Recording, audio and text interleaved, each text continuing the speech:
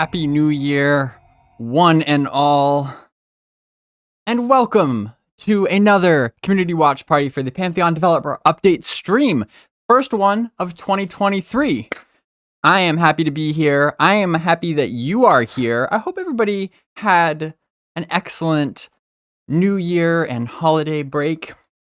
It's been, feels like it's been a little while. The last time we got together was actually for a gameplay watch party, which was one of the the most amazing, hilarious, and fun watch parties I think we have ever done. If you missed it, you missed a great time. But we are back here together, and this time we are going to be doing a watch party for a more traditional development update stream where it's more of the devs talking about what they're doing rather than showing gameplay. Gameplay was a great time. That kind of replaced the typical monthly development update stream for December. So it's actually been since last November since we've done one of these. And we of course are going to be playing good old dev stream bingo tonight.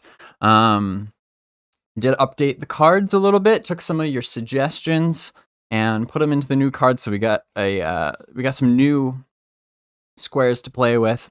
And yeah, we're gonna dive in here in just a few minutes. Again, as usual, for those of you who maybe don't tune into these watch parties, this is taking place the day after the devs streamed it live. So last night the devs did their live stream on Twitch. I did not watch it, and so I have really no idea what to expect for this, other than that the little promo that they put out, which is that this is for their plans for the first quarter of 2023, which I kind of find interesting, to be honest, where they specifically say first quarter. Now, in my mind, that suggests that they're going to be doing kind of state of the game updates for each quarter this year. So they're kind of breaking it down. Obviously we get dev streams every month, but it's not always the a comprehensive state of the game update. Sometimes, we get some, they might show character models that they're working on, or an environment that they're working on, or maybe some lore, some concept art, just kind of random things here and there. But this seems much more focused on timelines and breaking it up by the quarter, which I find quite interesting. So we will see what they have here in store for us. See, Nerds Aaron says that he wasn't able to catch it live, so he's able to be able to catch this one. I'm glad you're here. I love it when whether you have not seen this before or whether you have and you just want to see it again, or maybe you just want to get whatever commentary I'm able to provide on top of it. I am glad, because it's just, I find it so much more enjoyable. It's just much more fun when we can just get together and we can all watch it together, rather than me just at home watching it on my phone by myself, whatever. I actually get a lot more out of it when we do these watch parties. So that's why I restrain myself. I'll wait. It's okay, just need to wait another 12 hours or so, and we can do it live.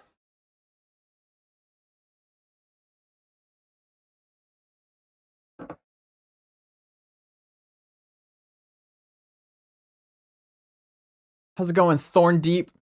Got some familiar faces here. Dossie's in the house. Tolmart. Bolthar. Iadil. Nimrel. How's it going, guys?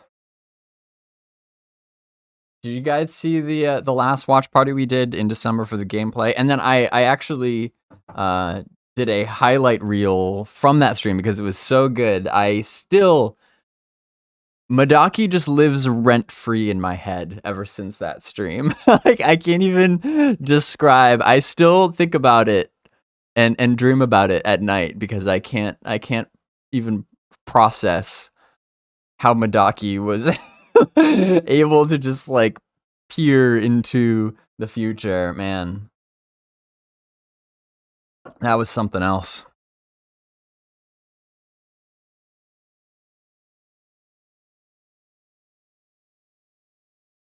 All right. I don't see any reason why we should wait any longer. Just getting myself situated here so we can dive in and start processing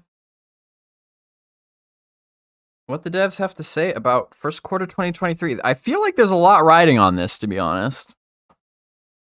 There's, you know, at the beginning of the year, there's always like expectations are pretty high. You know, always looking ahead at the you know, people thinking about the possibilities of what's to come in the next 365 days. So I feel like this will give us kind of a good baseline where things are at and what's coming down the pipeline.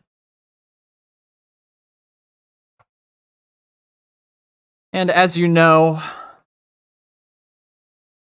we will be pausing the video along the way, kind of chat about it as we go, see what we can extract from it.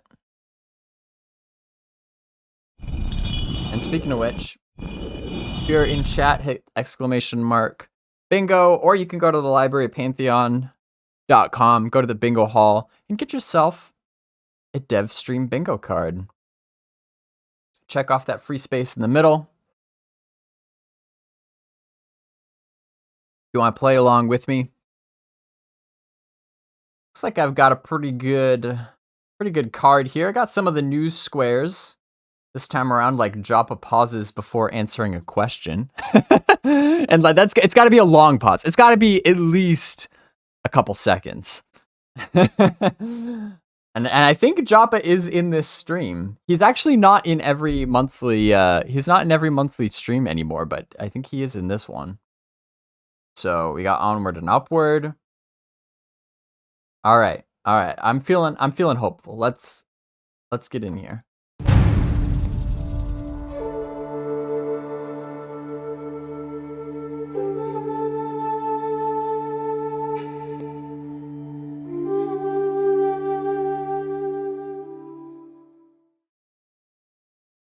Hey everybody, and welcome to our first developers live stream of 2023. I am your host, David Ronak-Shalau.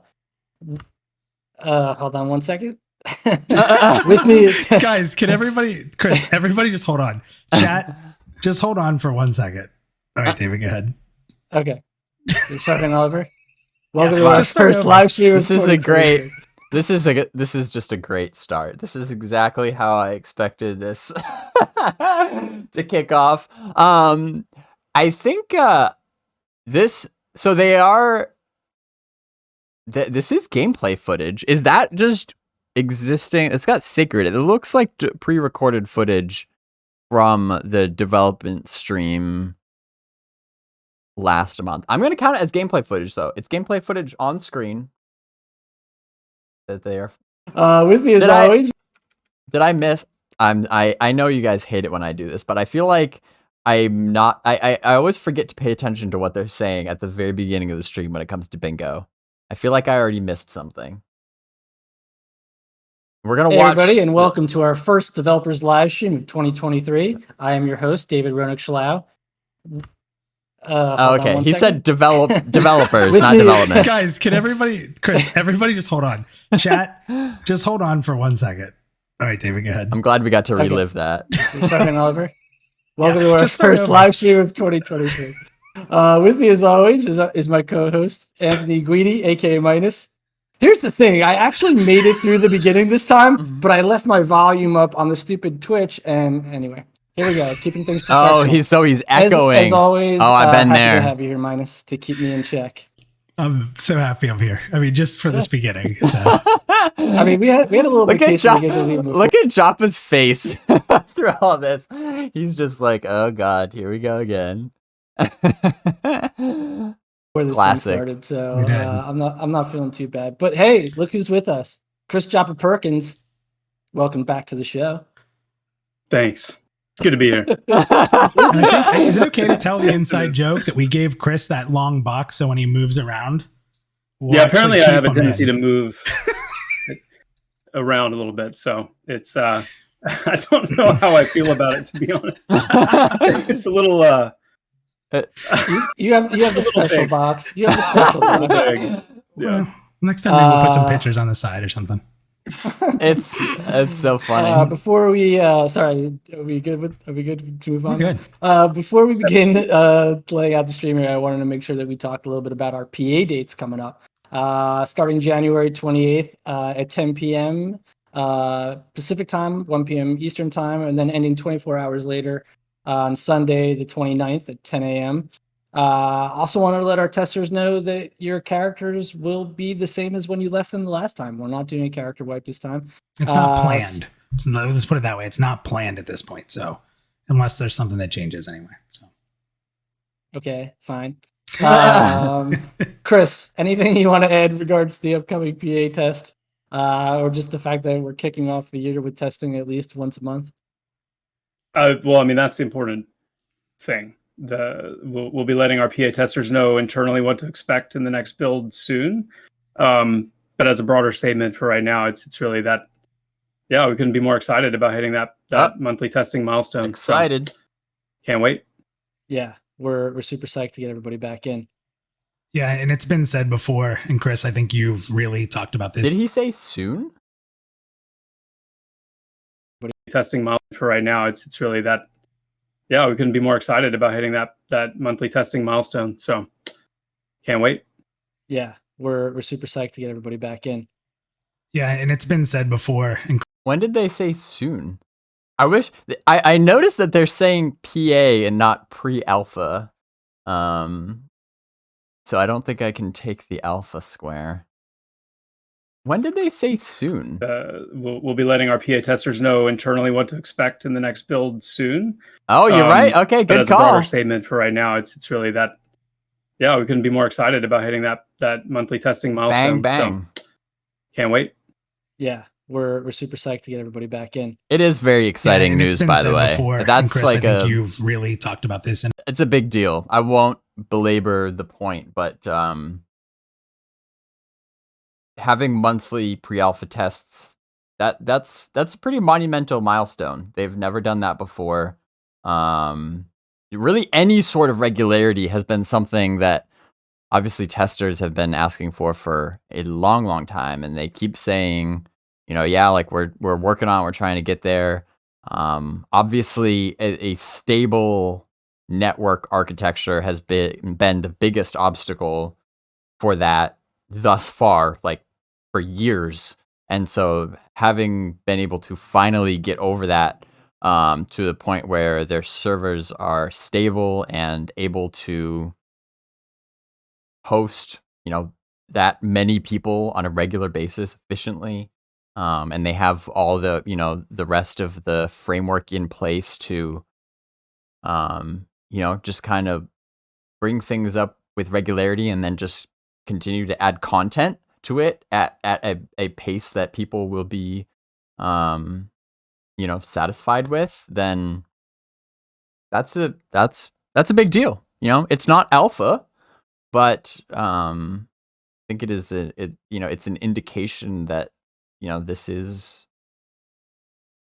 a game that is getting there. It's like when you can get together with your friends on like a predictable, dependable, consistent basis, and just play the game and have fun doing it, like that just makes it feel so much more like an actual MMO, rather than, oh, this is just a game that's like in development. It's like, no, this is an MMO. and honed in on it, but there's really nothing as exciting as like opening the door to Terminus. I think that now that we're doing monthly, It is true. I mean, Thorndeep points out it is a very important caveat too. Like, if they go off each month as planned, that is a big qualifier, So we've got the first one. There was a couple tests at the end of last year, and now we're heading straight in to the first one of this year. So they already are picking up regularity. But then, yes, of course, it should go without saying that a lot does depend on it actually, on actually the follow through of like, are they hitting that mark every month? But, if they do, then, the reason that's so exciting is because we'll be able to get a much better feel for the pace at which things are being added to the game. But even just the commitment, even them just coming out and saying like, yes, this is happening. It's a big deal, even in the sense that they've never before gone as far to say that with such certainty. So yeah, there's a lot to be keeping an eye on this year. I think it's really fulfilling for the team. We get excited when the VIP testers get into the game and can go experience it, and we can see how that goes and collect feedback. Like this is it's going to be a really big year. I'm really excited about what this means for us going forward, for sure. Definitely. Okay, so let's get into the stream that we're going to be doing here tonight. We're going to be focusing on some items relating to the roadmap. In particular, the high focus of early 2023, Q1 as we like to call it. And CP will be talking specific about certain things there. And then we're going to leave you with a brand new lore piece written by our lead writer, Jan Gerhardt. Yeah, for sure. So let's go ahead and let's get started getting into the roadmap and breaking down some of this stuff, CP. Behind the scenes of VR. Where do we want to start? Well, just as David pointed out, going through this, like, so what we did is we went through the alpha roadmap. Alpha? And we kind of talked about some of the stuff that we could get more in depth in. So before we start, I want to make sure to say, Chris, that these are sort of like the focus items or things we're going to be focused on first and foremost. And we have people working on. Actually, a lot of it's being worked on as we speak, which you'll give us updates on. Obviously, it's not completely encompassing of everything that's going to be done in Q1 or everything we're focusing on or what might come up. But Chris, I think, why don't we start? I think vinyl was a really big piece of last year. And we had I think the end of the year was that really triumphant implementation of vinyl, at least in its state that it was in, and seeing 500 testers get into the world. So I know the next thing that's sort of tied to that is the seamless zones. So that's going to obviously be a big focus. So if you want to start with like that seamless zones and what's going on there. Yeah, well, so most of you are all well aware that we devoted a lot of time throughout 2022 on vinyl, focusing on vinyl, which is our in-house networking solution. And that focus was specifically on finishing vinyl, on integrating vinyl, and then ultimately validating that vinyl was going to be able to do what we needed it to do. We did that through towards the end of the year. We were able to roll out the game client running on vinyl, purely on vinyl, to be tested. And we did that with our testers specifically to target a high volume of players and a high volume of activity, to put it through its paces and make sure that it was going to hold up and do what we were hoping and designed it to do. And one of the major milestones of 2022 was confirming exactly that we were able to host PA sessions purely on vinyl, and the networking held stable at a peak of approximately 500 players, concurrent players in not only in just one zone, but in a relatively compact area of that one zone. So being able to confirm that was huge. And that's a lot of the victory, that we were celebrating the end of last year. Now with that win in our loot bags, we now move into Q1 of 2023, and the focus now is activating and testing several of the MMO specific aspects of networking that vinyl will also handle. So essentially bringing the additional elements online that utilize the networking architecture to get the game more fully into its MMO form. The first of these Tony mentioned, and that is the seamless state of the overland. So historically, for those of you that have followed development for a long time, historically, the game was set up to use hard zone lines.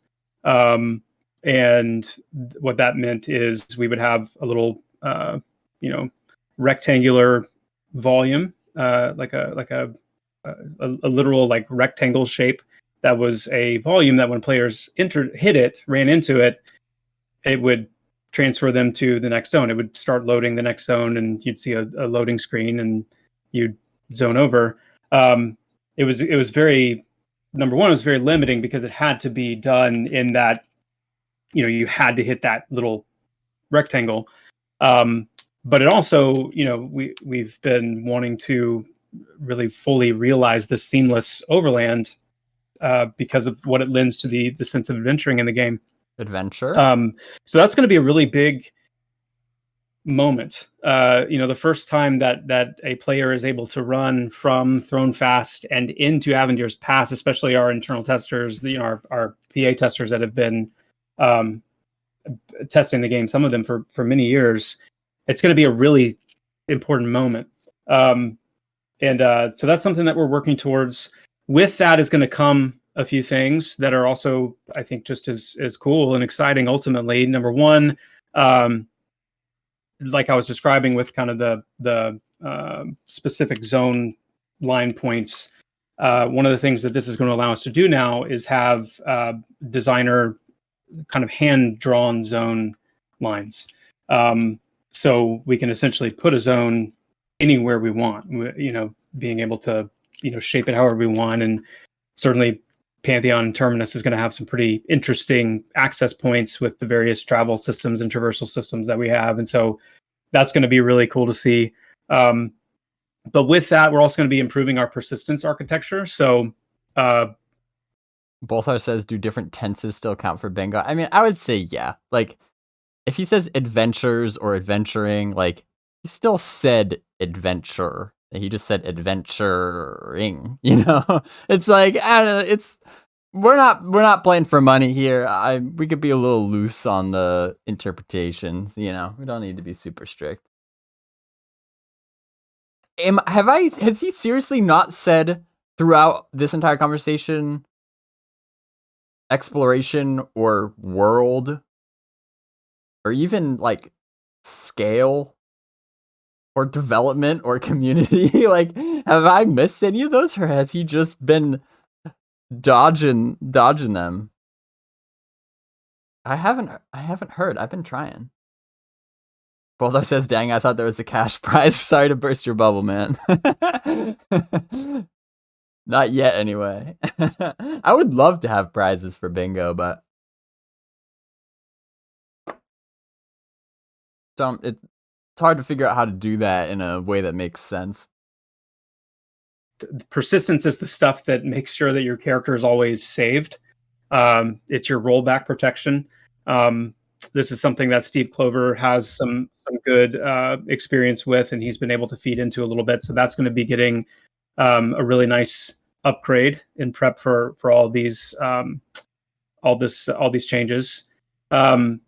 The next kind of grouping of things that it will involve is our social systems, and so this is going to include laying the foundation for the guild system, laying foundation for what will continuously grow into our looking for group system. It's going to allow for cross-zone communication. Since our refactor a few years back, one of the things that we've not had back in place was cross-zone communication. And so if you zoned over into Halnir Cave or into Thrown Fast from Avendir's Pass, you wouldn't actually be able to communicate directly with them anymore because there was this kind of clean cut handoff.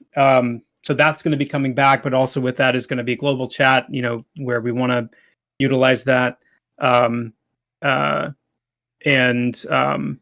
just a lot of really neat social aspects that really make the game feel more like an MMO experience. We're now at a point where we can start bringing those things back and threading those back in. So I wonder how things like OOC chat will work in a seamless world. He's talking about cross-zone communication and global chat. Like, will there be a chat channel where you can literally talk to anybody in the world on your server? I guess it'd be kind of like a general chat. I guess most games have something like that. That would probably make sense. But then but OOC, the nice thing about OOC is that like it was limited to just people in your zone, which was handy for like finding groups, you know, there are people that are kind of already relatively close, or maybe like asking if anybody's seen your corpse or something. Like, I guess even with a seamless world though, and the way that he's describing it, like, even though the world automatically loads around you as you move and you don't hit loading screens, like they can still like assign zone lines, so to speak, for the purposes of things like OOC chat. So for example, let me pull up the map here.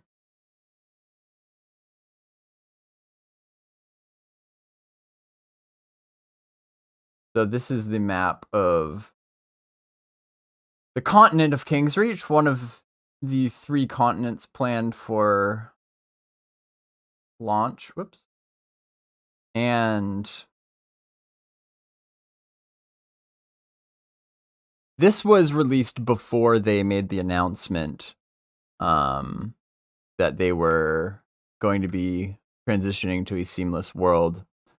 But you can already see the dotted lines between the different zones, and the different colorations to kind of designate these zones.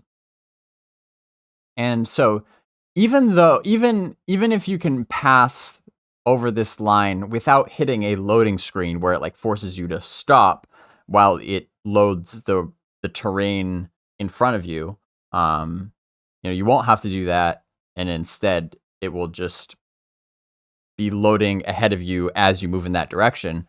You know, they can still my hope or expectation would be that, you know, the game still knows where those kind of like regional or zone divisions are and knows which one you're in. And so, you know, maybe it could just be as simple as like, you know, if you're here, the game knows you're in the zone of Wild's End. And so if you do an OOC, it would only go to other people that are within this boundary as well. Even if you're like up here, you know, you're still technically in Wild's End, and so even if somebody was over here on the other side, they wouldn't get that message in OOC, I guess. That's the only way I can think of that they would do it, right?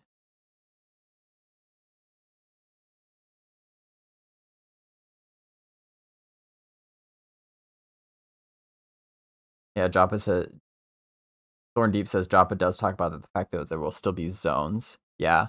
And of course, to reiterate too, the seamlessness just applies to the overworld. So what you can see here now on this map, like overland zones, you know, when you start getting into things like dungeons that are underground, that are beneath these zones that you can't see on the map, then yeah, those would most likely have loading screens. Now, they wouldn't be instanced. Keep in mind, this is not the same as instancing.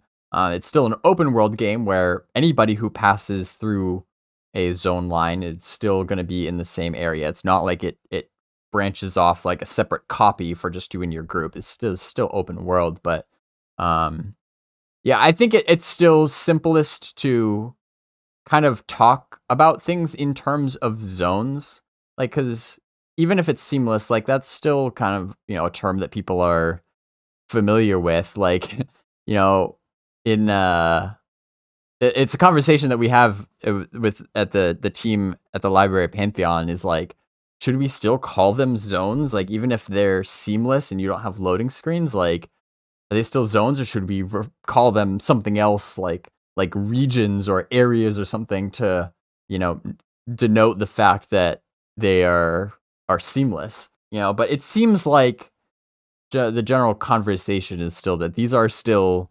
zones. You just don't have loading screens. You know what I mean? So there's kind of that differentiation there. Nimrel says, what about the video? It's a series of screenshots, technically. I mean, I like the way you think. I think I would probably think I need to draw the line there. Although, I mean, technically the background is a screenshot. If we really want to get loosey-goosey, you could kind of consider that is a screenshot. It's partially covered up, but I'm confident, though, that when we get toward the end of the stream, when they get to the part about the lore, normally if there's like a lore reading, there'll probably be some screenshots and or concept art on screen at that time. So we'll see. We'll see when we get to that point. Thorndeep says, very curious to see what the LFG tool looks like. Yeah, me too. There's so many different ways that you can do that.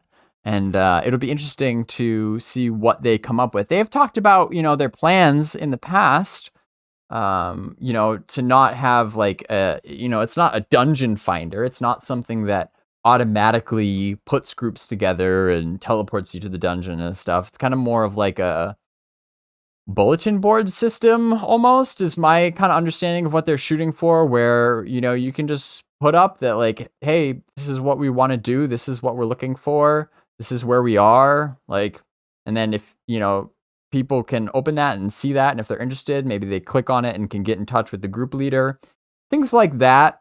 Adidio had a system pretty similar to that, where you could like specify like what quest you're doing and like what classes you need, and, add any other particular notes, things like that. And then people can like apply to join your group, and you can like have a chat with them, and the leader can either like accept or decline them joining your group. Things like that works pretty well. I think that's a pretty good compromise.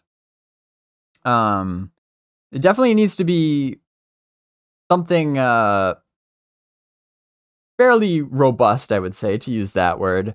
Again, you don't want it to be so convenient where it just does all the work for you and teleports you to the dungeon, because that it shrinks the size of the world, and really actually is a disservice to the community and the sense of community building that is so important to Pantheon. So having somewhere in the middle, though, I think would be ideal, because you don't want to also be at the other opposite end of the extreme, where, a lot of people are used to, if you played, some of the really old MMOs like EverQuest, where, speaking of OOC chat, really the only way to find a group was to like go to that zone. And, in OOC chat, just be like, level 43 wizard, LFG, and then you just wait. And you just hope somebody reaches out to you. And sometimes people would spend a lot of time waiting to find a group. And if you only have maybe a couple hours to play, you don't want to spend that time just sitting waiting, hoping somebody will reply to you. So you can join their group. There's a lot of room in between those two extremes, which seems to be what they're aiming for. Something that, facilitates and expedites the process of finding a group, but still doesn't do all of the work for you, because sometimes some of the best relationships that you get in an MMO are developed by, working to find a group. And when you find that really good group that you vibe with, and you do really well together, and you have a lot of fun, your personalities mesh, and that makes you want to like meet back up with them and do it again, and you start doing that time and time again. Like that is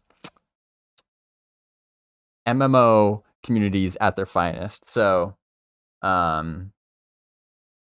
yeah, I definitely think that they're on the right track there as far as the tool that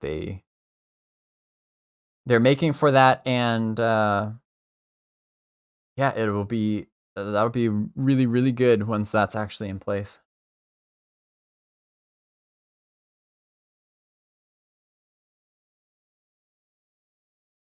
Thorndeep says at one point they talked about creating a friend finder, which could be interesting.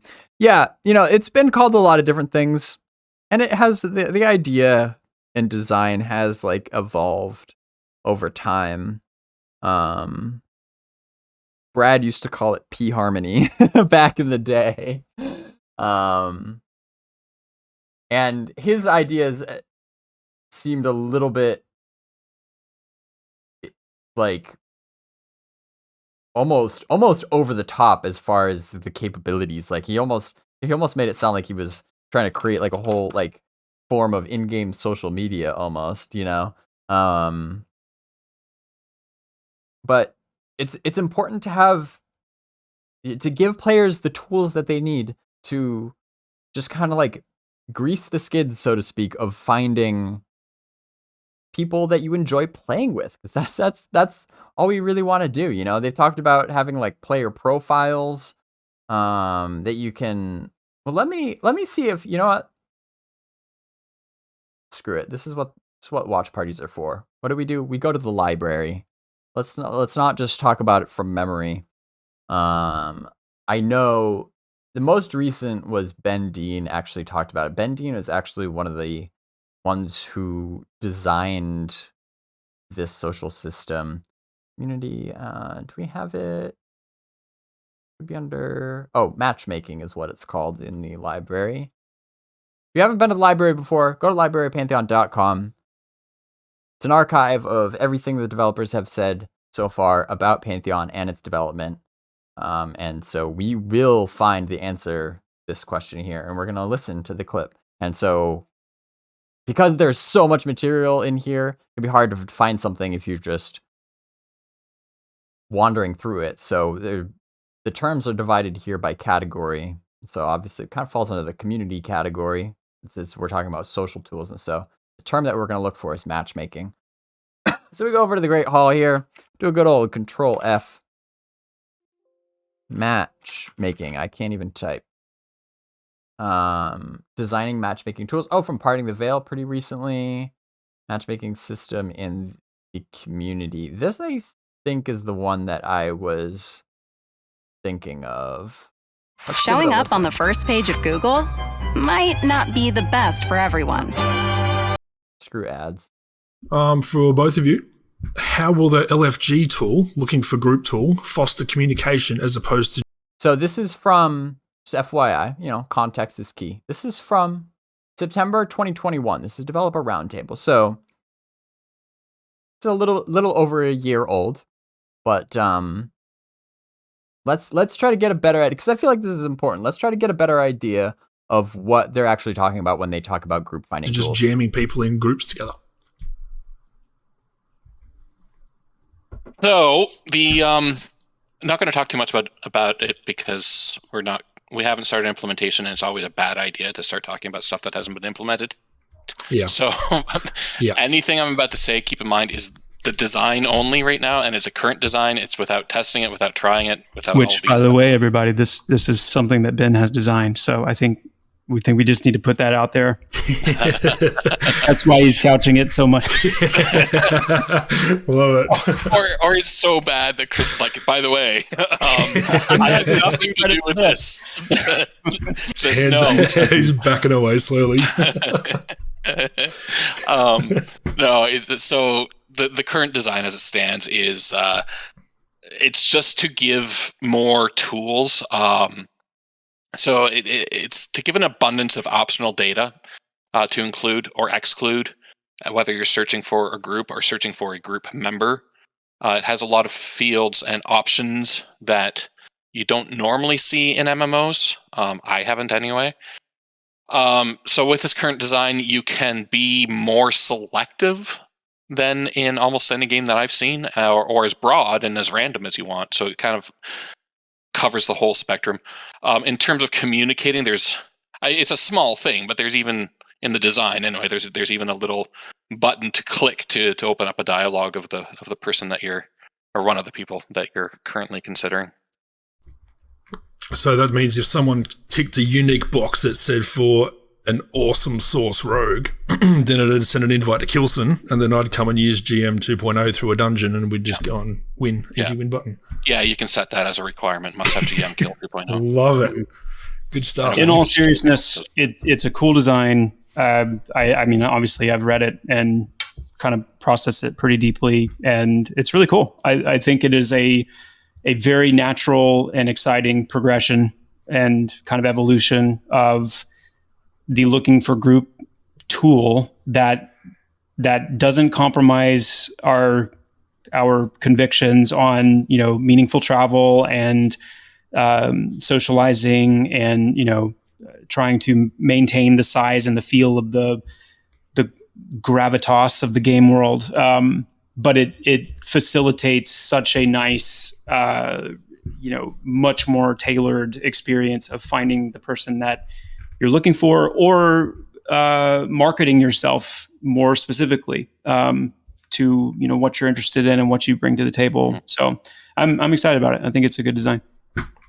Awesome. All right, there you have it. So obviously still a little bit lacking detail there. But it still gives you a pretty good idea of where their head's at. And, you know, it's a design, even if they're not, you know, explaining it in detail publicly, it is still a ratified design, you know, which, to bring up the alpha tracker as well, which we have on the library Pantheon here. So this is, when we're talking about like the alpha to-do list or the roadmap or whatever, this is what they're talking about. This is something that they first started doing in March of 2021. So it's actually before this roundtable, a few months before. You know, they gave this list of things that they need to do before alpha is ready to go, along with kind of a status indicator for where it's at.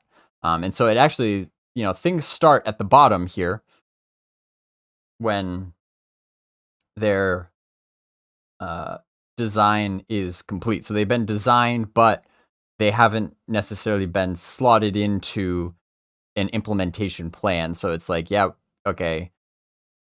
Like Joppa was talking about, like, okay, I've read this design document. It looks good. We'll go with this.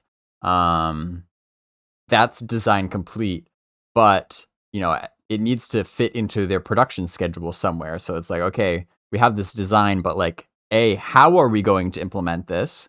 And then once we know how we're going to implement it, like, when are we going to implement it? Is it going to come, you know, after this and before this other thing, et cetera, et cetera.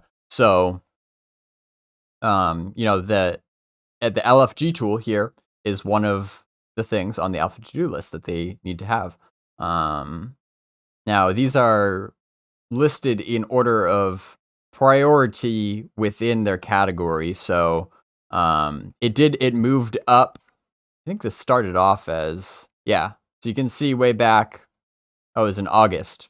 So, and September, when that roundtable happened, it was listed as design complete. So, you know, they had ratified that design document, but then at some point since then, I don't know exactly. Oh, the month after was when it moved to do, which means, okay, we have this design document. We have now slotted it somewhere into, we know how and when we're going to implement it.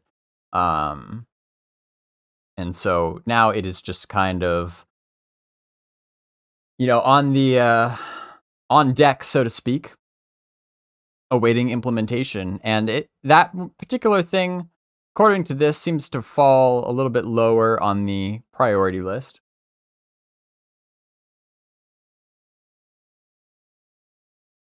It's not necessarily, you know, obviously not necessarily going to do things in order from top to bottom, but social things, you know, they're kind of independent and can be added on later. And typically, you you probably don't need them until you start getting, several hundred or thousands of players in game at a time. Once you start getting those bigger populations, that's when it becomes more necessary. But yeah, definitely is a big deal and is going to need lots of testing. I kind of want to follow this thread a little bit deeper here. This is why my watch parties go so long, because see, we are 10 minutes into an hour-long stream and we're off on this rabbit trail. But if you bear with me, because I think that it's important, and I love digging into this stuff, and I think it's worthwhile, because as we're listening to the dev stream, sometimes they might just say something, we need to implement our LFG tools, and they might move on from that. But I think it's important to point out that you don't just have to just take that and then just like assume, like, if you don't already know, don't just assume like what their LFG system is going to look like, because the answers are already out there. There's lots of development history for Pantheon where they've talked about in more detail what they're going to do. They can't go into extreme detail about everything they talk about in all of their live streams, but this is where we're going to kind of dive a little bit deeper to make sure we actually are make sure we actually know what they're talking about here. So I don't exactly remember this clip. This is from Parting the Veils. This would have been something from Joppa. Let's see what he has to say. This is more recording recent. on Zoom. Who still does that? Thanks. And so part of the adjustment, for example, is thinking through, what does making a group-centric game look like today? Part of it looks like developing more robust tools, looking for group tools. And, we're not going with like an automatic dungeon finder or raid finder kind of a tool, but there's a lot of room to improve something like a looking for group tool to make, some of those connections a little bit easier to make. So yeah, there's adjustment, and game design is a lot like threading a needle. You have a high level concept, but when you really start working it out to, okay, how would I actually implement this into a game, let alone a massively multiplayer online role-playing game, let alone a group-centric game where we're trying to, hold things in balance, like travel and economy and, a core time frame of play that we want players to be able to achieve something within, and the variance in player levels and the variance in content challenge. And it's an interesting process of threading that needle, and sometimes does call for adjustment on the fly, tweaking, always keeping that grand goal and grand vision in mind, but adjusting to make sure that we find that path. It's good to hear. And all right, so you didn't go into a lot of detail there, but you can still kind of see that the sentiment is the same, though, which I feel like is important. We can look back over the years and still say that, like, okay, yep, they're still of the same mindset with that. They got that consistency about what at least what their overarching goals are and values. So, all right, I'm satisfied with that. Nimrel says robust. Oh wait, doesn't count. Yeah, yeah. I don't think we can do that. That's a bit of a stretch. Yeah, it's a different. I don't think I can go to the library and just pull up a bunch of clips that I need to get bingo. I don't think that's the intent. We got to get them all in this particular stream. So let's keep going. It's really good stuff. And without getting too off topic, for anybody who's heard the looking for group for the first time, don't worry. This isn't a system that's gonna. Chris, you've talked about this before. It's not a group finder. It's not a yeah. It's not an automatic group finder or anything like that. It's just a more robust. Robust way of. Maybe I should have maybe I do this sometimes. Maybe I should just let the video play out a little bit longer, because I might jump into my own like explanation of something, and then when we resume, they pretty much just say what I just said. Hopefully not in as much detail, though. Finding various people who are looking for group and being able to articulate, more specifics about who you are as someone who's advertising themselves for a group, what you're looking for. It should be just a much more robust way of really matching up with people to then, make your way to join one another and be on your way. All right. It's so cool. It checks out. Been here for a while, to see the transition to seamless zones. It's something that I've always wanted for Pantheon and sort of come up in conversation, and now to see it like being put into effect is so cool. Vinyl has been such a big topic for us, and transitioning into these items is another big step for us. But let's move on, CP, to something that we're going to spend quite a bit of time on, and that's crafting and gathering. I know a lot's been going on behind the scenes with crafting and gathering. So can you tell us where we are? And I don't have those on my bingo card in Q1. Yeah, so this is an area where David Beach, Nefel, as many of you know him, and Steve Clover have been working together on. And they've been doing some amazing work. They've been making some really serious progress, even just since we've been back from the holiday season. What I'm going to do for this, David actually just published some patch notes internally for internal update meeting that we had at the beginning of this week. So I'm going to just share a few of those to give a sense of where we're at. But I'm intentionally going to stay away from some of the things that we can expect coming soon, because I don't want to steal his thunder. I want him to be able to talk about those things, because we'll hopefully be able to start talking about them and demonstrating them even pretty soon. But so regarding gathering, we've now transitioned our gathering nodes into actual entities, very similar to NPCs. And so what that means is that nodes are now able to be selected as offensive targets. This allows for players to have a visual of the health bar of the node that's targeted, so they can see how much health the node has as it's being interacted with, chipped away at. The cool thing about that is part of what we'll be talking more about here soon when we get into some of the more updates that are coming along. But suffice it to say, the mechanics of the system that are meant to make gathering interactions more interesting, more dynamic, more involved for the player, those are the things that are being worked on and will hopefully be demonstrable soon. And being able to target the nodes, having them kind of under the hood functioning more as NPCs, as actual entities, is going to allow for a lot of those mechanics to come into play.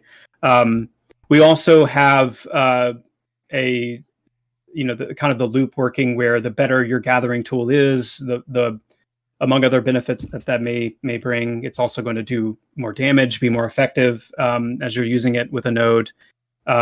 Gathering skills are now improving with use. We've got the gathering animation, the interaction of the gathering now synced up with the delay value of the tool that is being used. And so, again, these are all just kind of very fundamental things, but as they come together and coalesce, all these changes are making the gathering loop much more enjoyable, feel much more intact. And so there's just a lot of really great progress there. And then with the second half of the update that we'll be talking about, probably in a dev stream, not too long from now, we can demonstrate some of those more dynamic and interaction-based elements that players can look forward to. So yeah, I'll leave it there.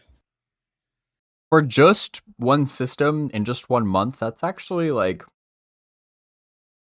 a pretty significant change. Knowing what it was, the status of what it was, even just in the December test sessions, like that's pretty impressive for just crafting in the past month. Awesome. Well, I know that crafting has always been a pretty energizing topic for our community, so I think it's exciting to say that look forward to a live stream with some in-game actual demonstration and looking at the crafting system. Obviously, we got to get David on for something like that, Nefel, so he can really talk to it and be that expert. So moving on, Chris, and I'd love you even to talk a little bit about last year and this process before we even jump into this. But obviously our biggest growth as a company, we obviously really grew as a team last year. I mean, from the beginning of the year to the end of the year was probably the most significant growth we've had as a company. And a lot of that was the art team. We got a lot of different artists in with different capabilities. So my guess is obviously when you're bringing people on board, there's a lot of learning to be done. There's a lot of process flow. There's a lot of building relationships, right? You know, going from concept to actual in-game items and stuff like that. And then obviously just some of the changes that we've had internally with how we do that. So moving into 2023, I feel like we're on a really good path because I think everyone's really clicking and we can see that.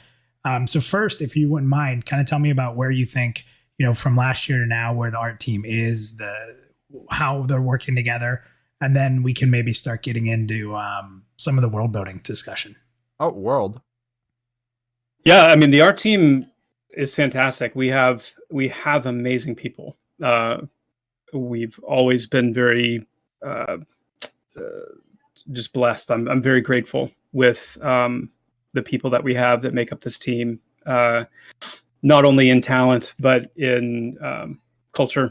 You know, these things sound kind of generic, what I'm saying, I guess, right now. But when you're living it, it's very meaningful because the culture of a company matters, and especially a company where the product that we're creating is such a sum is greater than the parts kind of an experience where we're all contributing very viscerally, heart and soul level, you know, contributions. It makes a big difference.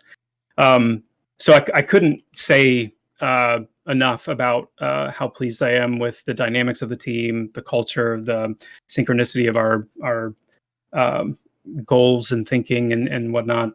I mean, as far as like the actual development and what I would say to that is, development. I absolutely feel like we have hit our stride as kind of an art team, and the production of the art team. The production of the art team is just churning out. It is a flow of really what we've just kind of completed and you've seen us working on in Thronefast, where we've got the concept art that Brett has finished of like the city and the different, you know, the Avelia village and these different things, and we're seeing those assets be created, and we're seeing those assets then, once they're created, put in place, and we're actually seeing these areas now depict what they have been represented to depict in the concept. And we're very fundamental in terms of, you know, when we have lore, for example, that substantiates something in the game, that's how we want to build it. That's how we want to craft the world and the setting and the context. And in the same way, we have Jared and Brett, these amazing concept artists who, working with JN, our lead writer, and kind of immersing themselves in the lore and working with design and understanding kind of the goal for the area gameplay wise, I feel like there's a really awesome synergy there. And so we've been able to, do the art updates on Thronefast City and get that in place. We've been able to update all of our residential dwellings in Avelia and get those in place. And now we've shifted into Avenger's Pass, and we're really doing the same thing in that we're revisiting the major POIs in Avenger's Pass. The two that I mainly have in mind are Pangor, the snowy area in where the orc establishment is, and then Mad Run, which I'm going to say less about because I don't think there's been a whole lot of info on that yet. But we're getting those areas finalized. We're getting the art passes of those areas finalized, and that's really kind of our clip now. Is as we move from area to area, come in, nail the POIs, the major POIs that we have there. I'm going to talk a little more in just a second about the biomes and how significant the progress we've made there is, because, I guess I'll just say it now, but Esther's are one of our newer artists, environment artists. Esther has been doing a phenomenal job on the flora and has just wrapped up the ground flora for the Thronefast biome, meaning the flowers, the plants, things like that. She has the elkhorn tree left to do. But as that is completed, the way that we're setting up the way that we're setting up Terminus in biomes means that the flora that we've developed for Thronefast is also the same flora that will construct and make up the biome for Avendir's Pass, the majority of Eastern Plains, the majority of Blackrose Keep, and the transitional areas as you move into Wild's End and as you move into Silent Plains. And so that's a lot of world that already has all of these biome elements intact. And that's not just flowers and trees, but that also includes the rocks, includes the caves, and other things that would be consistent if you're talking about an area of the same biome. And so that's where you're going to see us in 2023 kind of picking up steam as we're able to take a lot of these kits and a lot of these compilations of assets that are meant to work together as a whole, and we're able to much more quickly spread and lay out these new areas utilizing all of those. So, and if I could, just because it was asked in chat, and I think that maybe it's just a misunderstanding of what you're saying, because our zones, like AVP and Thronefast, are connected. They're going to be very similar, but our zones aren't going to, just because we use some similar assets, it doesn't mean the zone is going to be identical. The way it's built, the way the world is, right? I mean, do you want to comment on that? Because someone in the chat was just like, does that mean everything's going to look the same? And I think we can say that's not the case, right? Right. It's good to think about it in light of the seamless nature of the overland. And one of the reasons why we're going that approach, because in a purely zone-based game, it does kind of create this expectation that if I'm going to hit like a true zone line, that means that I'm zoning into some area that I would expect to be relatively distinct and different from where I just left. Whereas the beauty of having a seamless world is that even though there will still be architecture in place to say this player is in Thronefast versus this player is in Avendir's Pass for things like the chat channels and task quest tracking, and when you search for a player and it tells you where they are, it's going to say like they're in Thronefast, they're in Avendir's Pass. But in the function of actually moving around through the world, you're going to seamlessly move from this area to that, this zone to that zone. And so the biome, even though the biome will be the same, made up of the same stuff, it's going to just feel like you are in this massive biome that is of this type. So it won't necessarily be you thinking like, man, these zones, Avendir's Pass and Thronefast, they look the same. I mean, they won't look the same because the layout of the zones and just the makeup of the zones are very, very different. It's like when you're in AVP and you're in AVP, which is human land, it's got that outskirts of the city feel. And then all of a sudden you start walking towards Hangor. It's like you seeing all these like trees and you're kind of in that wilderness, and then it starts to thin out a little bit. And then all of a sudden you start to see the trickles of snow. And it's like that transition of, like you're saying, like the biome, like you're going to see that doesn't need to be at a zone line anymore because the world's seamless. Right. So I think that's kind of, it's a little bit special, the area we're talking about now, because it is a larger footprint of a biome. Silent Plains is more distinct. Fairthale is more distinct, and so you're going to see places of the world that the biome transition is faster, if you will. You're gonna move from one biome to another more presently as you're moving from one area to another. But then there will be other places where the biome is consistent over larger portions of.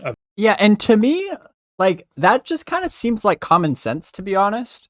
Like, that's how it should be, because I mean, I guess the best way to explain this is like, think about the real world. Now, I know fantasy MMORPG, it should not emulate the real world in every way, but there should be some similarities, and part of immersion is the believability of being grounded in some aspects of reality. And Now, and with Pantheon, with the world, the way that it's set up, and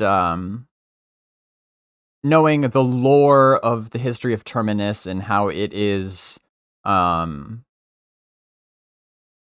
comprised of fragments of other worlds that have all been kind of like melded together, you get completely, if you take completely different planets and just mush them together, then yeah, you're going to get some weird kind of juxtapositions of, a piece of one world right here and a piece of another world right here, and a really like abrupt transition between them. Yes, there should be some stuff like that. But then if you think about like on each planet, I'll just talk about even just the United States, because that's what I know best. Think about here in the US, having like a third of a continent where the overall biome feels pretty similar, like that it just makes a lot of sense and it feels familiar. And to me, it's immersive, because I'm up here in the Northeast, and so you've got Maine, New Hampshire, Vermont, Massachusetts, Connecticut. At the very least, all of those states, when you travel between them, they all kind of feel similar. Not identical, not the same.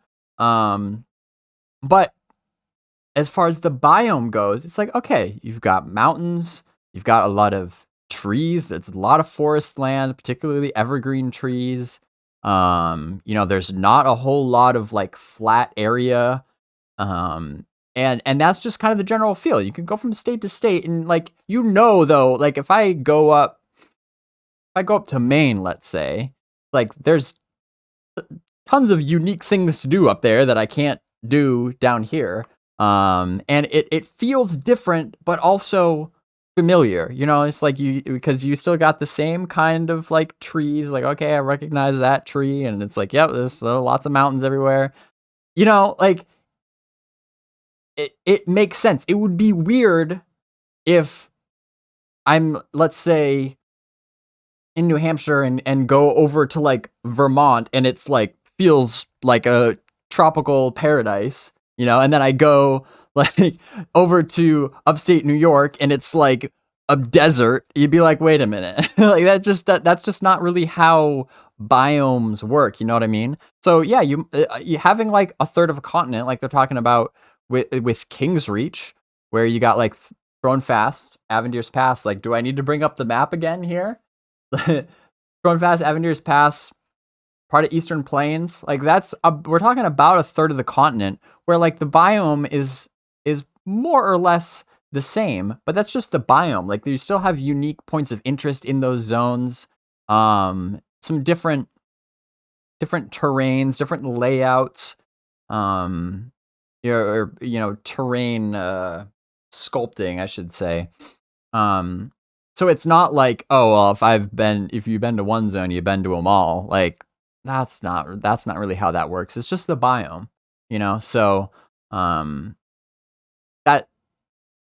that doesn't seem that should be the expectation in my mind, because it still leaves a lot of room for the rest of the continent. And then also remember, there's 2 other continents where that you have so much room for other, yes, more diverse biomes. Because again, going back to the US, sure, you've got like the New England region, which is very like foresty and mountainy. But then when I go, I love traveling around the US. I go to national parks out in like Utah, or Wyoming, Arizona. It's like, it feels like a completely different planet in some ways. That feels very adventurous when you're like, I'm not used to being in a desert climate before, and you gotta think differently. My lips get chapped a lot easier when I'm out in the desert, and you gotta start thinking about things like that. But that's all the way on the other side of the continent, so that seems more reasonable though than having like every single zone have its own unique biome. So yeah, you get, okay, the humans in Thronefast have kind of just this kind of like hilly, foresty biome. But then by the time you get all the way across the continent to the elves in Fairthale, then yeah, maybe it starts to feel kind of more like jungly or something like that. Seems totally reasonable to me. Of the overland. So I think it's something that'll make sense and feel more natural as you play and experience it. But even within a large zone like AVP, you have very distinct areas, right? Like Hangor looks completely different from Mad Run, looks different than the village, So that's right. Even though you're saying like, we just don't want people to be like, oh, this is one, everything looks exactly the same. Think about being outside in the world right now, right? It's like you're out, you go to another city, it slowly transitions. It's not just they like, literally, boom, you're in Atlanta. They literally are just saying what I'm saying. I think that's the difference between having zones that you load and change out in versus having a living, breathing world that's going to connect. And I think that's the big thing you're going to see is that connection, like how the world how one area becomes the next, and it's not just a hard line. So, Dordip says that's one thing I've worried about with no zoning, the world feeling too similar. I hope the transitions are able to happen fairly quickly. Yeah, it's interesting. I never made that connection. I mean, because you can have a zoned world where every zone just feels the same. Like I don't equate them. I don't equate seamlessness with like homogeny, Like you can have a seamless world where you have just a part of the world where it, one part might be a desert and another part might be forest, as long as as long as there's like kind of a logical transition. But now Nimrel says it depends. You don't want ice and then boom, desert. And it's like, yes, that is true. But like I was saying, part of the kind of the genius of the lore of Pantheon is that there is, I think there would be a justification. I think there would be a way to do that right. Now, it would be difficult.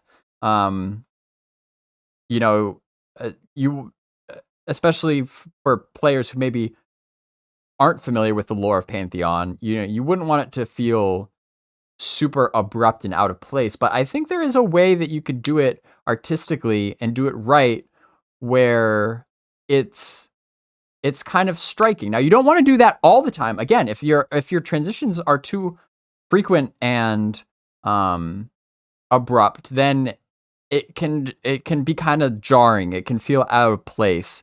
But again, if you do it tastefully and you have some things like that are strategically located throughout the world, that can actually be pretty stunning.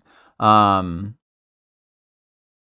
talked about that years ago. One thing that just kind of comes to my mind, where it's like you can have these like wow moments in the environment, which are a really important part of exploration in MMO, by the way. Like when you get those big payoffs where it's like you've been exploring, and okay, you've been in kind of the same general feel of a biome for a while, and then something like hits you that it's like, wow, that is unique. That's different. That grabs your attention, whether it be some ginormous waterfall or something, or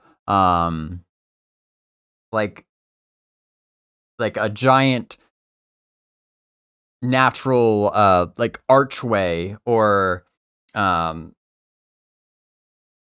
something like that stops you in your tracks. Really just makes you stare at it, and you get this like sense of awe. Like that actually incentivizes players to continue exploring. They're like, wow, what other cool things can we find out here? Because you don't necessarily know where you're going to find them. But yeah, so they should be strategically placed pretty sparingly throughout the world. But I think there is a way to do things right with the lore of Pantheon, where I think Brad even specifically said like lava flows, like volcanoes that intersect with glaciers and stuff. Like you get that juxtaposition. If it's not overdone, that can just really like captivate players and think like, huh, like why is that like that? Like, what is it? Like, and especially if you tie it in with the perception system, maybe you draw them in a little and give them a thread that they can pull on to kind of dig into that further to figure out, like, the lore explanation for why you get this weird, like, natural occurrence like that. So, yeah, there's definitely some interesting things with that. Chris, if you want, I know we talked about this. I know some people have seen we've been working on Wild's End here and there, and we've showed some stuff. You comfortable telling them after we get AVP in what we're going to be focused on next? I know we talked about it a little bit. Yeah, well, Silent Plains will be our next focus. It's a really pivotal part of the continent because it is kind of the connection point between the different extremes of the landmass. And I'm excited about it. I'm excited about it because it is going to be a nice relief, a nice break from the more craggy kind of cliff, high, towering cliff riddled areas of Grown Fast and Avendir's Pass. It's a plains, and so it's going to be much more open and flowing. And so it'll be, and it's massive. I mean, Silent Plains is massive. And so it is this really cool moment where you cross into this just, rolling, massive, immense area that is all of a sudden much, much more open. It contrasted with the massive deicide thorns that are jutting out of the ground. And, it's a really cool aesthetic in that zone. And for King's Reach, it's the continent of King's Reach. It is, especially for humans, it's going to be that, like, the first time that you really get that full kind of overwhelming sense of high fantasy. Like, this is very unlike, what I would expect. This is very kind of almost otherworldly, high fantasy in that sense. Plus, Silent Plains has such a theme of wind. Wind is a really big theme in Silent Plains, from the way that it's affected the landscape, the fact that the pretty much the entirety of the southern border of Silent Plains is oceanfront, but then also Sky Durban, the major village / city town that's there, and some of the NPCs and the different things are really, kind of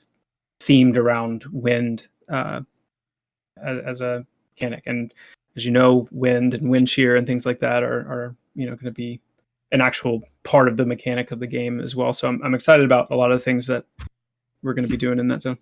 And David, I think you teased a little bit of Sky Durban, right? We had a concept art piece that went out. What was that for? For the I was just about to bring that up. I think that was our Happy New Year post, right? That's right. Pretty sure. So if anyone's caught that, check that out. Little tease at Sky Durban. Let's just do that right now. Why don't we? Let's go back to the library, because library also, by the way, has an image gallery. So this is a Happy New Year's post, so it's going to be under promotional material. I should have loaded this first. It can take a while. There's so many images here. It can take a little while to load.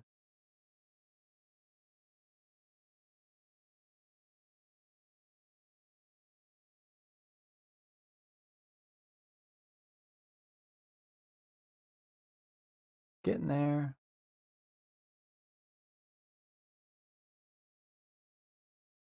The other thing, actually, the other thing I wanted to point out was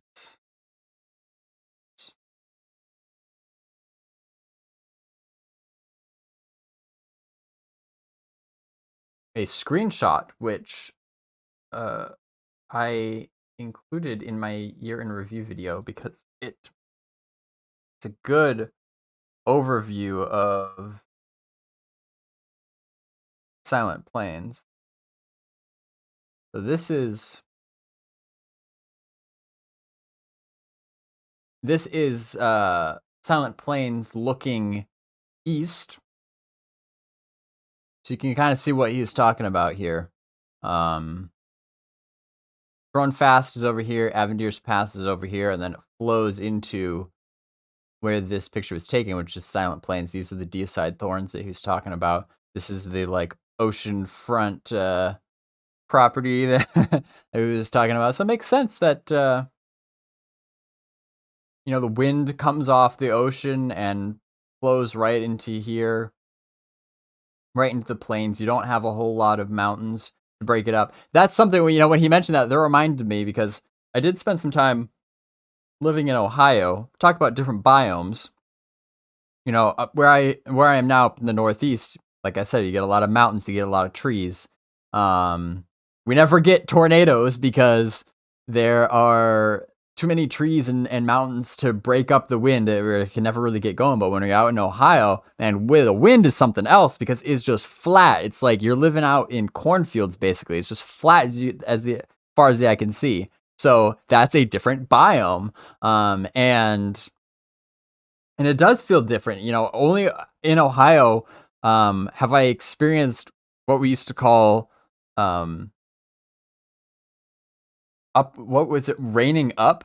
Or like, I don't even remember, it's been so long. Like upside down rain or something. I think it was like raining up, where rather than the rain coming down from the sky, the rain would come up and hit you in the face because the wind was so strong. Like obviously the rain would be coming down from the clouds, but then the wind would catch it and blow it like straight at you. And it was wild. That's a climate that you can really only experience in that type of biome. So, yeah, looking pretty cool. Okay, so here we go. So here's the, open a new tab. So this is the concept art that they were referring to. This is Sky Durban in the Silent Plains. And this is really cool. This is really colorful. And, it's kind of like more yellowy, grassy, and they've got like tents, different. I knew by looking at this that this was not Fairthale or Wild's End or Thrown Fast or any of the adjacent zones, because of the iconography, which is really unique. Get this almost kind of like Phoenix looking thing, and the different like motifs that they have in the lanterns, and you got these like windmills, wind being a common theme here. So this is really cool. This is really colorful. The color palette's very different from the other zones we've seen, which I think is good. And that's a good, that's just good artistry right there. And I think it's funny that Joppa even specifically mentioned the kind of tiered mountains that we started seeing a lot of when the high definition render pipeline was done, and they kind of changed the way that they do their terrain streaming, and the mountains that came with that are much more kind of like tiered, so to speak. Let me see if I can find an example. Yeah, perfect example right here. So this is Avendir's Pass. Okay, so this is from this wall right here is the wall to the zone of Thrown Fast. You go over the bridge here into Avendir's Pass, and you can see these like steps basically like in the mountains, and obviously facilitates the climbing system for one thing, but when we see these are also over in Thrown Fast, and we've been seeing a lot of Thrown Fast and Avendir's Pass really for the past like couple of years or so, because like Joppa was saying, like those are the areas that they're just focused in right now as far as world building and really getting in, into the details and making sure all like the POIs and everything are there and available for playtesting. So we've seen a lot of screenshots that look kind of like this, and it seems like it was kind of a pretty common sentiment among viewers that are like, oh, like those mountains are like ugly. They don't really look natural. Like, are they all gonna be like that? Like this whole world is just gonna look like a platformer game. But it's like, again, it comes down to the perspective of like, we're seeing a lot of screenshots from one small fraction of the entire world. It's just a fraction of this one continent, which is 1/3 of the world. So it's a fraction of a fraction. And so it's not a fair assumption, in my opinion, based on what we know, to think that all mountains are going to look like this across the entirety of Terminus. This is a biome. Throne Fast, Avenir's Pass, Black Rose Keep, all kind of have the same. It's just kind of like it's the northeastern U.S. You got mountains and you've got lots of trees and such. So yeah, those zones might look the same, but that doesn't mean that that is representative of the entire rest of the world. As you can already kind of start to see here, Silent Plains is much more open. This is a ginormous zone, by the way, to kind of give you a sense of scale to see how open it really is. I have it somewhere.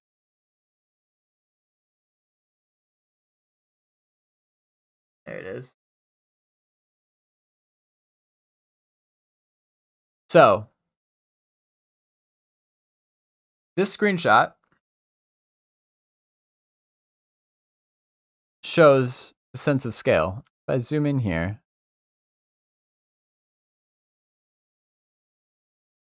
you see that? You see that speck? That is a human character model. So keep an eye on that as we zoom out. And you get an idea for how long it would take for you to run, not just across Silent Plains, but to the rest of the continent, to Wild's End over here, to Mad Run, which would be somewhere over here. No, sorry, over here. Vale of Azarus over here. Eastern Plains is what's over here, kind of on the other side of that mountain. Yeah, it's pretty cool. It's pretty cool when you think about it. And I don't, and also for the height of these deicide thorns, I don't even think that these would be climbable by anyone. I shouldn't say anyone.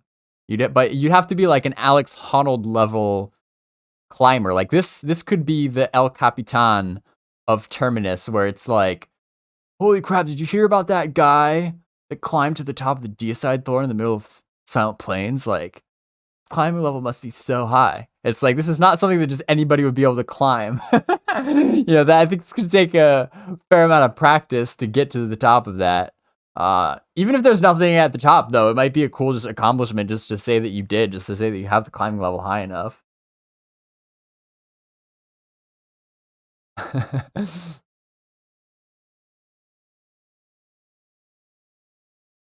So yeah. Looking forward to seeing this zone get fleshed out a bit more. Obviously, it's lacking some... I'm sure there will still be some trees or bushes and stuff throughout here, but nothing wrong with just some wide open plains, too. Silent Plains is a really war-torn area, too. I think these are kind of some...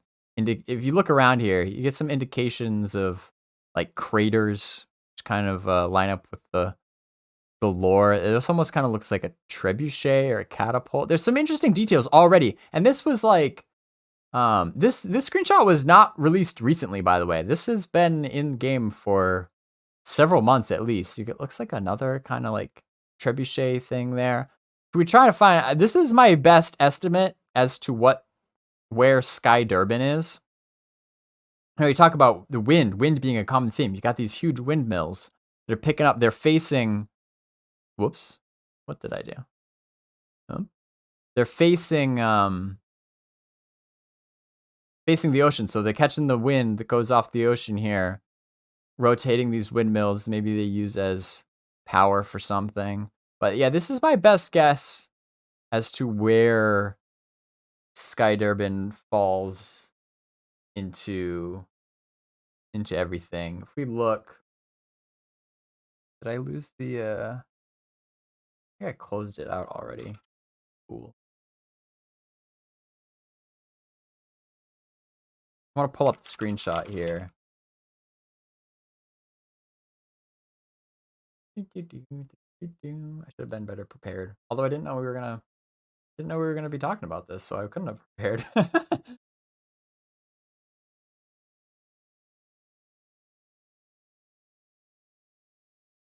There we go. I just snatched it off Twitter for the sake of time.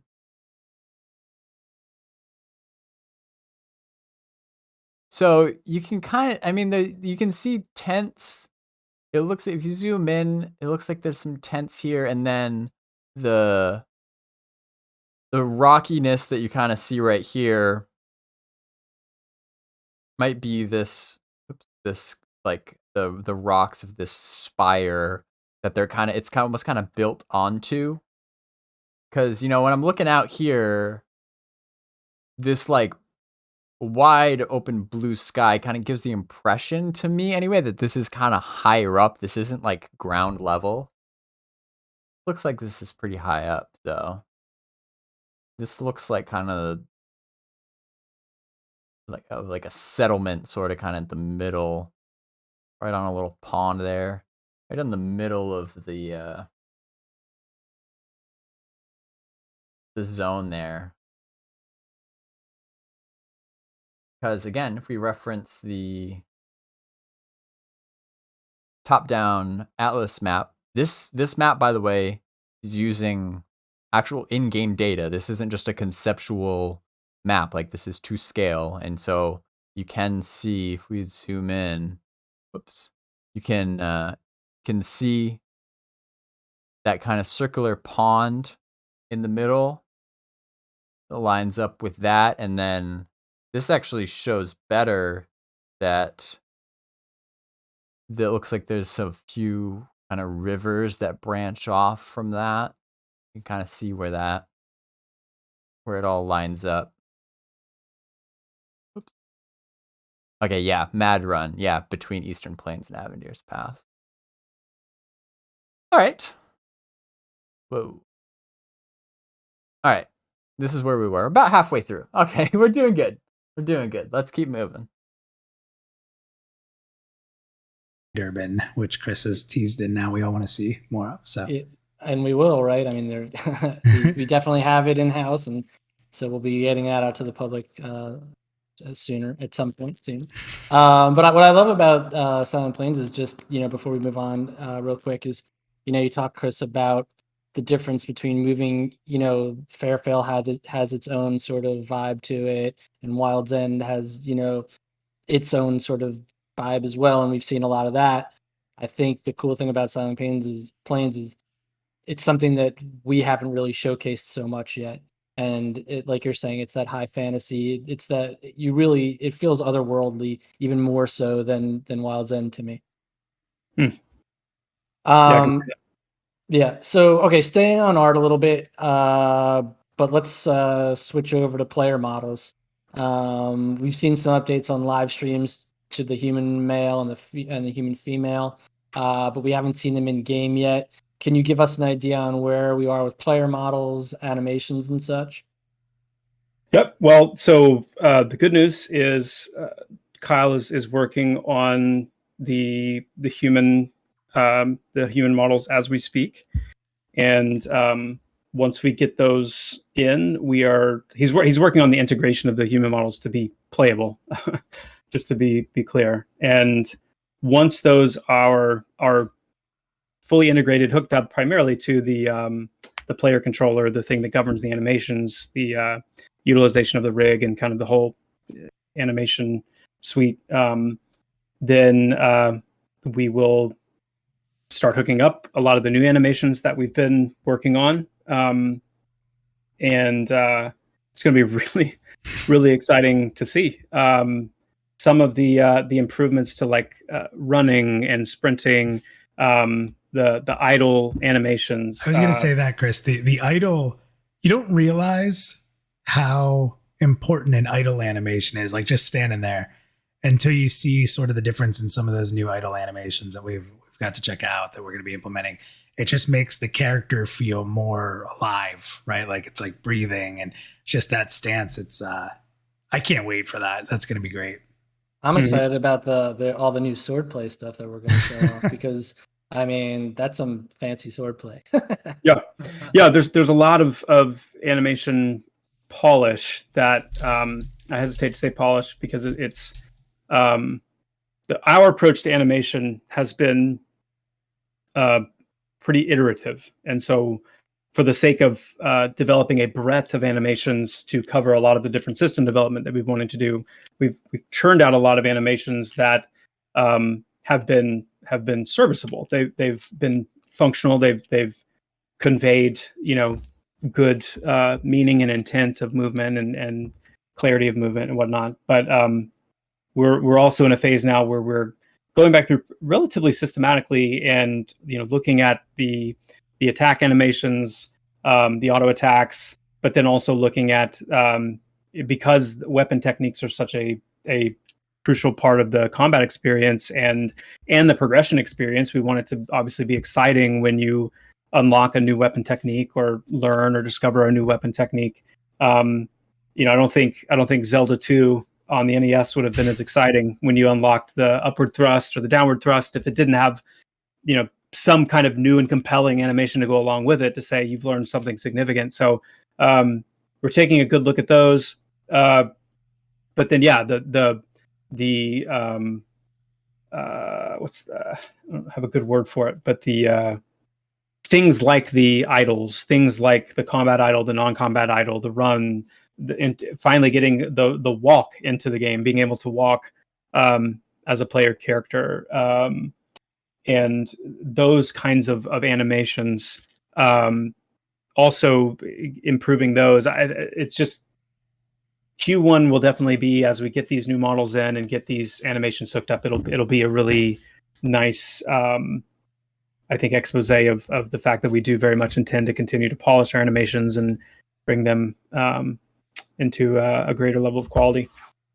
And David, I think we can both say we're chomping at the bit. Once those are in and we got them tested, we'll be showing those off like crazy at a live stream. So for sure, everyone can expect to see that when it's ready. Do you guys hear my dogs? No. My dog's going. Yeah, it's so funny with animations where it's like, yeah, it's just art, it's just visual, but I think it has like a disproportionate effect on how the game is perceived by an outside audience. When you're dealing with crowdfunded development, most people are not in the game; they're just watching it, and they're the first thing that they see are the graphics. Before even considering deeper things like progression and community and things like that, and strategy. First thing that they see are graphics and animations, and graphics meaning like models and textures and things like that. You can really kind of lump those with animations together in graphics as a whole, but animations in particular, animations in Pantheon have been a pretty hot topic, and rightly so, because Joppa, I think, said it well, where it's like the animations in Pantheon that you've seen thus far were never really intended to be that good looking, because it takes time to make them really smooth, and especially if you're like, you maybe don't know for sure if you're gonna like keep this animation in, you don't want to put a ton of time into polishing and making it super buttery smooth, just to realize later that you need to maybe change it completely or do away with it together. So during development, especially since they need to show like functional gameplay on a semi-regular basis, that kind of forces them to focus on and having some animation, even if it's not like maybe the ideal animation yet. Getting that kind of like function over form, so to speak. And so then that's where you get these janky animations that really kind of are a stumbling block for Pantheon in a way, because that's the first thing that people see, and sometimes they can't get past it. They can't. They're like, holy hell, these animations look like crap. And sometimes they do, but again, for people who maybe aren't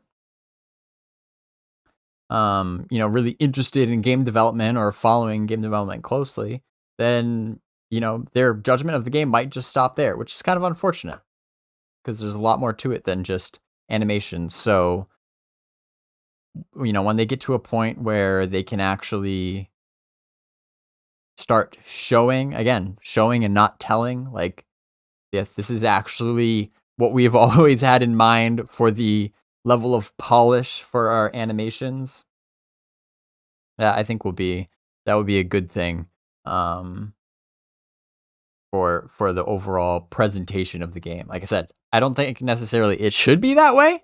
I don't think, I don't want to like understate the importance of animations when it comes to playing, like when you're actually in a game playing it and not just watching it. I think it's more like it interferes with the perception particularly when you're watching it, but when you're playing it, it's less so. I mean, that's not to say it's not important at all. Because it is super so satisfying when you get animations that really are timed well and they line up with what you expect your character to be doing, and they have impact and meaning and anticipation. Those are all good things. Like that does contribute toward a good game, but it's not as important as the many other things that have come first, like gameplay. The things that aren't so in your face obvious, but are so much more important. Like things like I was saying with progression and cooperation and community building and things like that. So it's tricky. It's one of those just inherently tough things about crowdfunding a game and putting it online where people can only watch and not play. Nuts right now. I just wasn't sure if you guys heard or not. No. But CP, sorry to interrupt. Can we go back to the models, because I'm obviously super interested in the Darkmer. I'm going to be a Darkmer enchanter. Can we talk a little bit about that? Yeah, I mean, those will be closely following on the heels of the human, because they are finished as far as the models go. And so once we get the humans integrated, then we'll be having the Darkmer soon to follow. And they look awesome. I can't wait till we can show off the Darkmer, because it's something special. It's definitely different than I think what people are expecting, and I'm excited. Yeah, and I think there's a nice little. I think what people should expect is absolutely what we've shown in our concepts, and I think people have a good idea of what to expect. I think the implementation and the actual execution of it is phenomenal, but I think there's some cool things about them that people don't expect, that I think are going to be really fun. We won't tease anymore, but yes. And I got to tell you, David, you're right. I'm going to be transparent here. We can't wait to show that. So you're right, David. We can hear your dogs. Is that what you're about to say? No, but I can't hear your dogs. You're fine. But what I was going to say is just, it's, let me put it this way. It's going to be a really good unveil when they come. We already are planning. We have some fun stuff already that we're putting together. When they're ready, that stream that we will put together, sort of like, I don't want to say like a level of HDRP, but Chris, remember how excited we were to finally do that HDRP stream last year? I'm like close to that, with being able to show the humans in game and then this unveil that I think people have been waiting for a long time. So. Mm-hmm. So, yeah, I mean, I guess that's what we've talked about with the art. Obviously, Chris, too, we're working on armor implementation. We've shown some of that with some of our armor, with the turntables that we showed, the different variations of the armor we're able to build.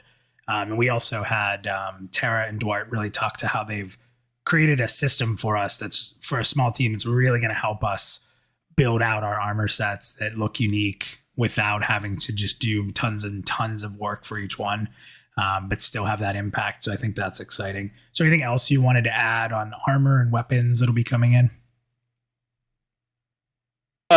Just that they're Philip has been doing some amazing work on those on the same level of some of the ones that we did showcase a little while back, and they're just in perpetual development. More armor, more weapons. Cool. So strong updates. Like I said, last year I kind of referenced that HDRP. That was huge for us last year, a successful implementation of vinyl. It's pretty apparent that at this point we're really, is it fair to say, Chris, like we're really going heavy on world building now, even more so than before. Placing content. We need a big world. We need a big world. We need content. I should say there's a big world to be made. There's and we're ready. We're ready to really start digging and grinding into that to chew through the development of the rest of these areas. Certainly that we have planned and scope for alpha, and then the faster we do that, the faster we're able to see content then come in and be layered in behind that. And even bringing AVP online with, again, I'm pretty sure we've talked about the fact that with the transition to HDRP, with the kind of the update to the topography that we've talked about when we unveiled kind of the mountain structure and how that synergizes with our different planned traversal mechanics. The size of these areas has grown immensely. I mean, immensely. And AVP, as big as Avenger's Pass was as a zone, it's twice as big now, at least. So it's very exciting to see more places to go, more things to do, more content coming online, more POIs being developed and finalized, and that's, I mean, our hearts, our minds, our efforts are set on getting to alpha, and so we're working on every level to finish. We're looking to finalize. We're looking to get this done and move to the next place. And there's like this deep breath that we've been breathing, like getting a lot of tech debt shored up, getting a lot of tools and systems and things in place to allow for things to be done at a much faster clip, for things to be designer driven, for the tools to do the majority of the heavy lifting. Our team grew last year. We anticipate there to be more growth this year. It is about getting this thing done.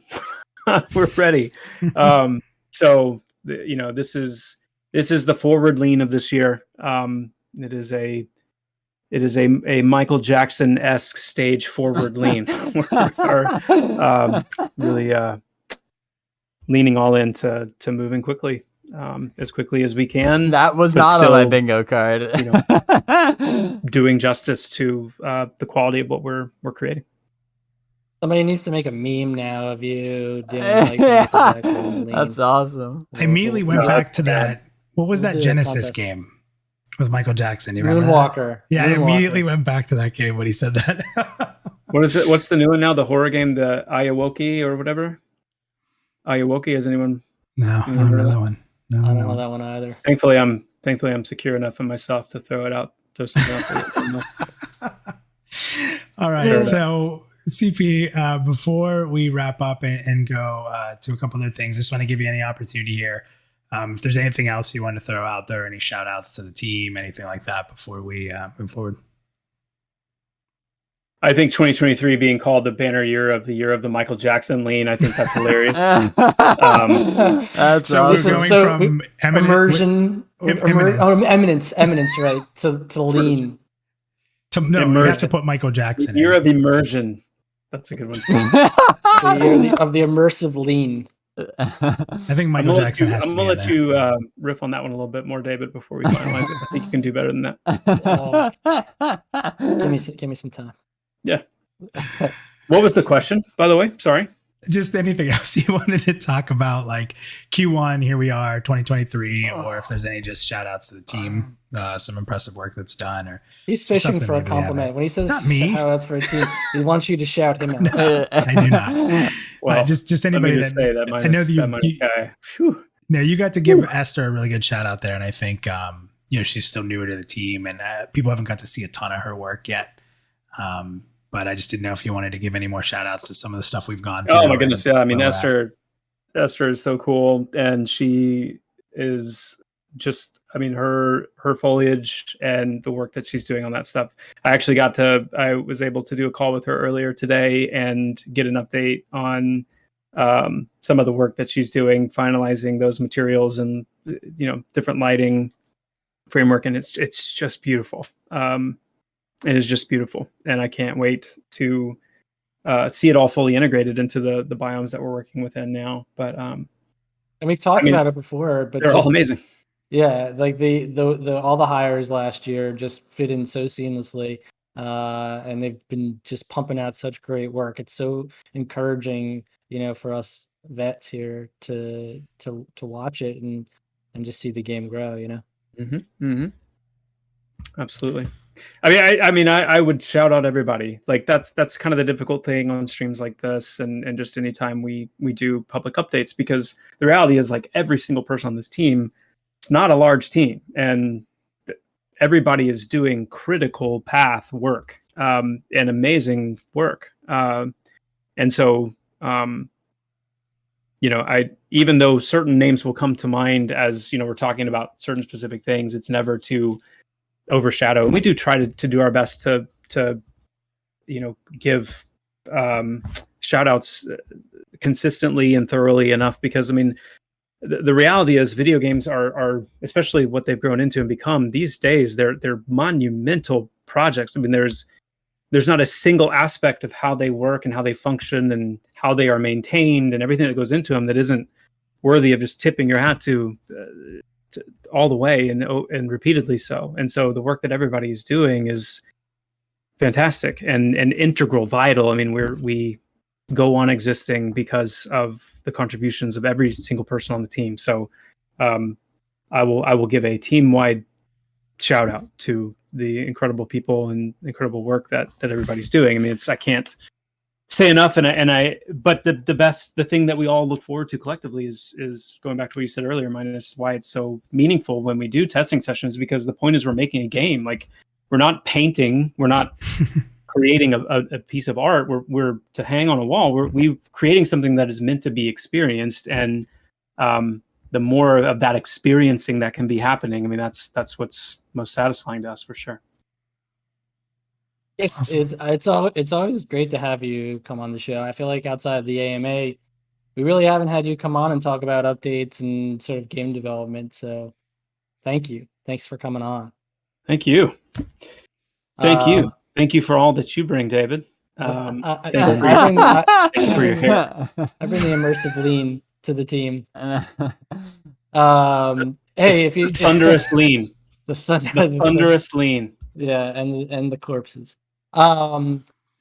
Hey everybody, if you like what you saw today, or if you feel like just coming on. What is that, us? I enjoyed it. Three pictures of us. That's not true. We had a video going on the side. We had a whole video going on the side of your big window. Yeah. That was playing this game that we're working on. That was the focus. All right, how about this? If you like what you saw and heard today, please go to pantheon.com and check out our pledge pages. It's a great transition. Spread the word. Pantheon is a crowdfunding game, and we obviously couldn't do this without you guys. Well, listen, Chris, I don't know what you're talking about, because there were many people in the chat that really enjoyed my dad cardigan or sweater, as they called it, that I'm wearing. So I mean, we did have that. There was that. That was really the main thing at stake tonight. Yeah, I was really trying. I tried hard tonight. I really did. Yeah. No, listen, with what David's saying, you guys can see, and I think Chris, we really showed this recently during the AMA. We have great relationships with the team. We joke with each other, but we get a lot of work done, and it's fun, and we enjoy being able to do this in front of you. I hope you guys see that we take the work we do seriously, but we want to have fun with you. We are also part of this community. And we appreciate anything you do. If you can't pledge, listen, we understand. But everything you do from a standpoint of spreading the word, following us on Twitter, following our YouTube, sharing our YouTube videos out, telling your friends and family, like all that stuff matters. We really appreciate everybody who can pledge, be a part of testing, and help us with that side of keeping this game going. But there's also a really important part of just sharing the content, being in the community, chatting with us, chatting with each other, and just helping be a part of this game coming to life. Because you really, you guys are insiders. I think we all like being insiders, right? Like when you're in at the beginning, you're in at the front, you can tell the stories at the beginning. You're all here for that, helping us build this story, because there's an amazing game coming, but it's also an amazing story that we're all part of. And it's just, to me, without getting super sappy here, like it's important. I think we're all going to look back at this time really positively. So again, even just sharing stuff, following us, giving us shout outs, answering our polls, starting conversation, being a part with us is awesome. So other than that, smash David, that like button. Yeah, we're gonna smash the like button. If we've been talking about doing if you that, say so, smash the like button. We should just clip that. We'll play it at the beginning of all the streams. Smash that like button. That's no, awesome. I can't stand that. that was meant to be a joke. I don't want to say that. Just so you know, the chat is letting you know that is not on Twitch. There is no like button. I know, and I'm thankful for that. Hey, David. next Thursday, you two guys will be live on Twitch. Speaking of Twitch, for Parting the Veil, right? Talking about climates and fractures. Ronik's the king of segues over here. And then, of course, we're going to have more updates on the alpha roadmap in our newsletter at the end of the month. We covered a lot in the stream today, and we're going to close today's stream on a brand new lore piece from our lead writer, J.N. Gerhardt. The lore will introduce a new faction of nomadic travelers, the Eridola. Enjoy, and we'll see you next month. Did he say climate? Did I miss it?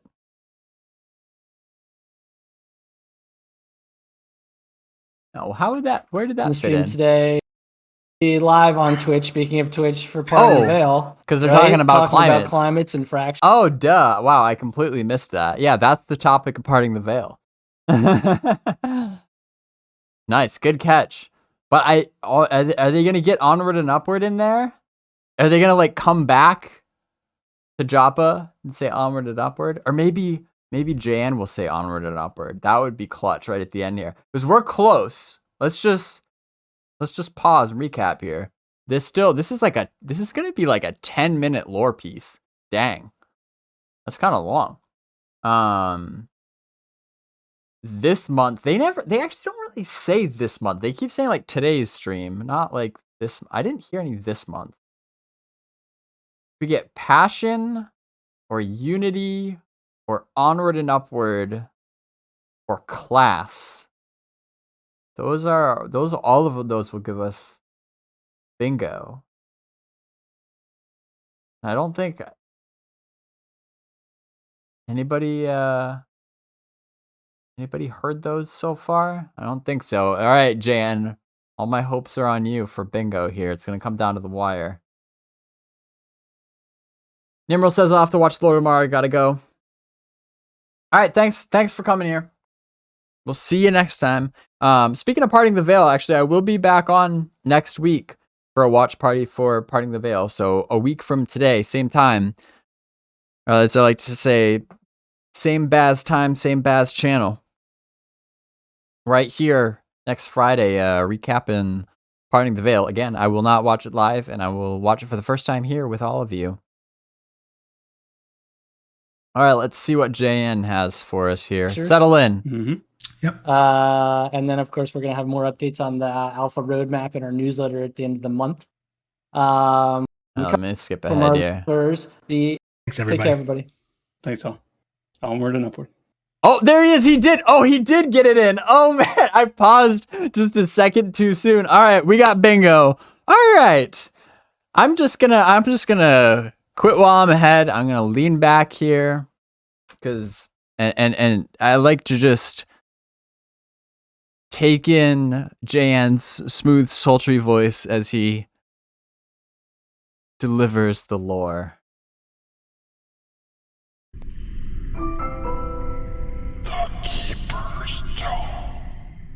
There are stories woven into the fabric of Terminus that are barely remembered, even by the people who first told them. Wait.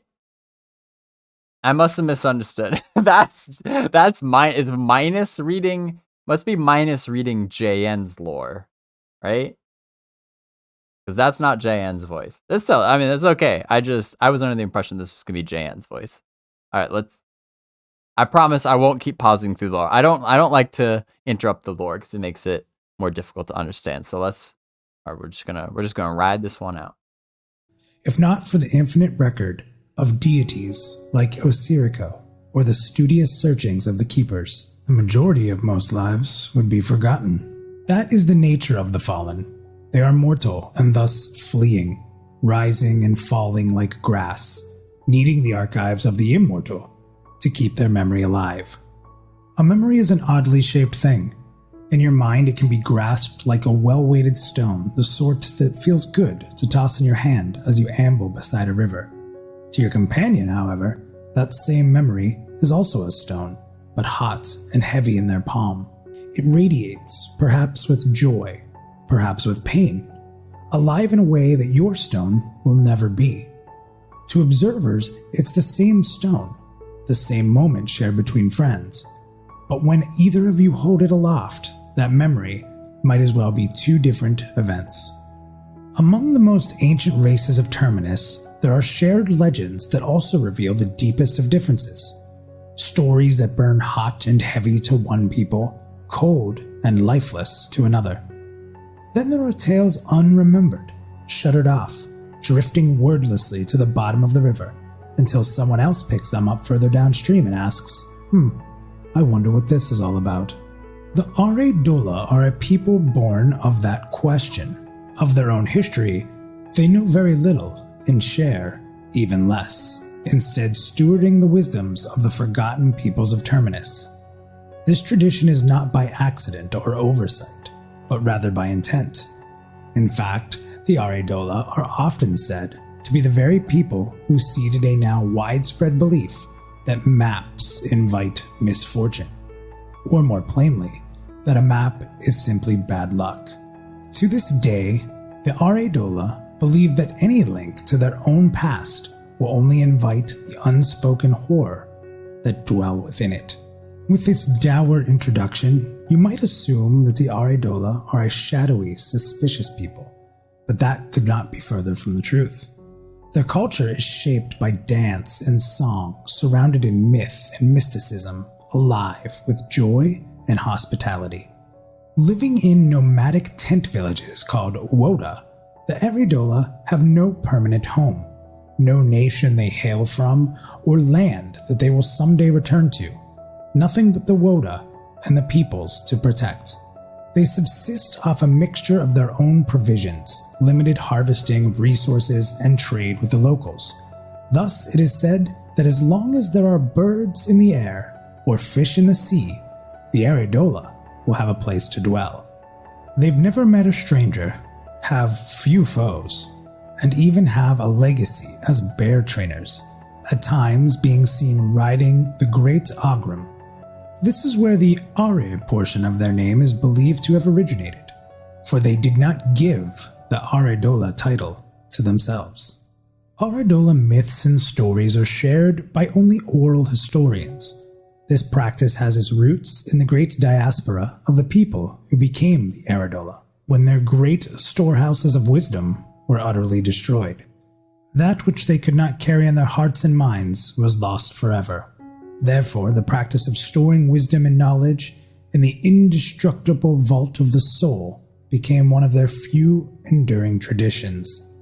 Losing most of their own history, the Aredola began to memorize and share the lost narratives of cultures they found in their travels, instead of remembering their own.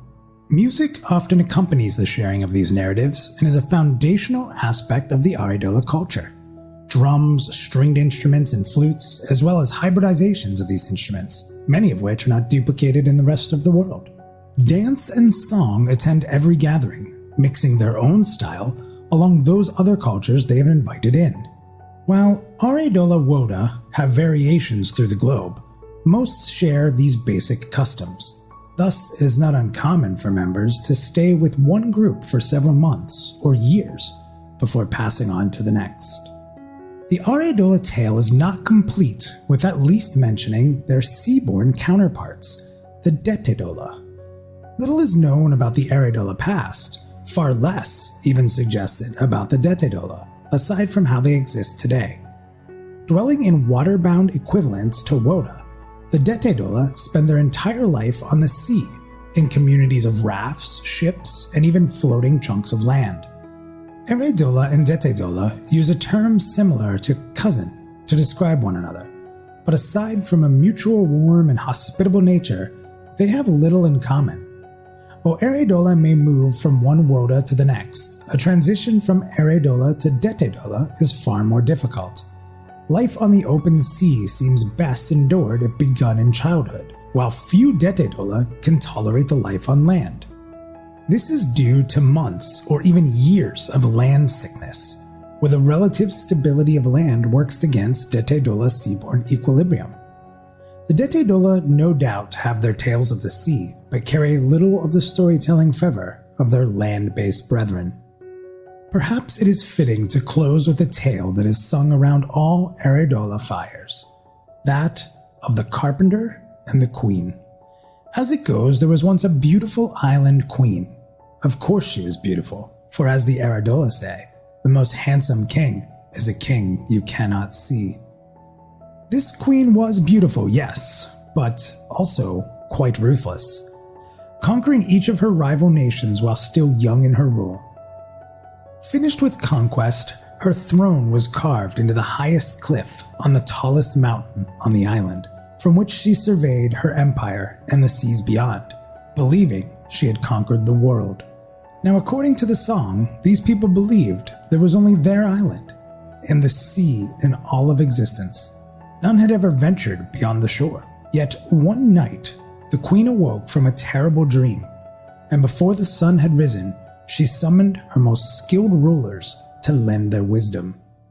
As the flames of her throne room whipped into the wind atop the cliffs, the queen exclaimed she had witnessed a new world in her dream, a land beyond the sea that she must conquer. She demanded that they find a way to reach that land, under pain of death. First, the queen's most powerful mage declared he would push the waters away until her armies could walk on dry land to that new world. Yet, after several boisterous attempts, he generated only a few waves. Impatient, the queen ordered him thrown off the cliff, and his body finally making good on a promise to part the waves. A wizened sage next claimed that she could pull the new land to their island, an idea the queen seemed to love. But this boast fared as well as her counterparts, thus her body was next cast off the cliff and into the sea. The queen's oldest summoner claimed he would simply make the new land appear before, which he did. Yet after many tries, he managed only a small mound of earth. Thus, he became a small mound of flesh on the rocks below. One after another, the mightiest minds of the empire failed to satisfy the queen's demand, until at last there came a carpenter up her steps. Quiet and poor, he had nothing but a few tools and a family to his name. Amused, the queen laughed and asked the weary carpenter how he could possibly bring this queen to this new world. "I will build you a boat," he said. "Indeed, I already have. It is a ship great enough to hold you and your army, and it's waiting for you on the shore. It is my life's work. I had one day hoped to use it myself, but I offered it to you, my queen. Falling silent, the queen demanded to be carried down to the shore to see the vessel. Her skepticism melted away under the promise that this craft was indeed the key to fulfilling her dream. Within days, she and her army boarded the ship and cast off, leaving the island behind. The carpenter watched from the shore with his family, the ship speeding off, with a magnificent smile widening across his face. His wife observed this and asked why he smiled so large when his greatest creation was being taken away. What was made once may be made once more, he replied as the queen and her armies sailed toward the horizon, never to be seen again. But what is lost may never again be found. Much like the Aradola, the islanders soon traveled the world, but never again served a queen or a king. Pods is your personal moving and storage team. Well, there you have it. Is that the end?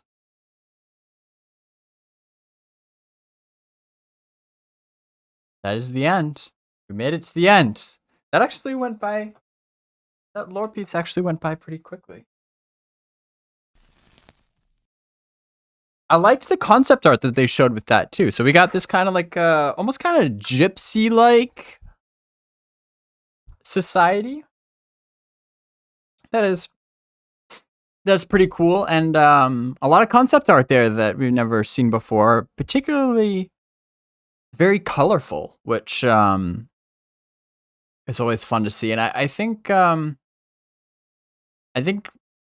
Joppa is right that once we start getting into like Silent Plains and such, like the overall color palettes and the feel of it seem like it'll be something that we haven't seen so far, which I think will be really cool to see, because again, you know, after a year or two of seeing mountains and forests and stuff, people want something else to they want something else to look at. So a little change of scenery. And it's always good to show off the diversity of the world. So yep, pretty cool stuff.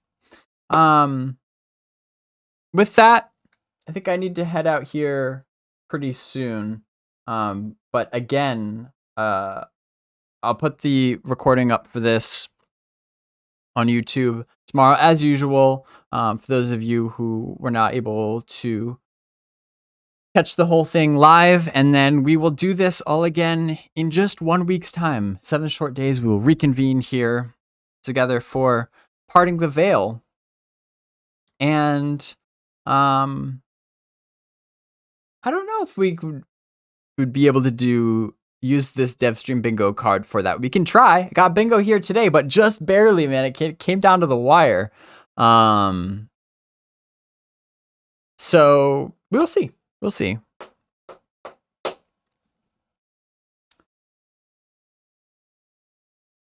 All right, so I will see you back here in a week. As always, thank you yet again. I cannot say it enough.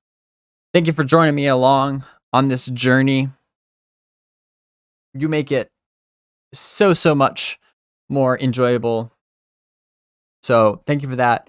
I hope to see you around even in the next 7 days, even before the next watch party. Hit me up in Discord. Join the BazgrimTV Discord channel. The links are below. If you got any questions or you just want to chat about Pantheon, that never gets old. It's always a good time. So I will see you around. Till the next time, however, please stay curious and adventure on.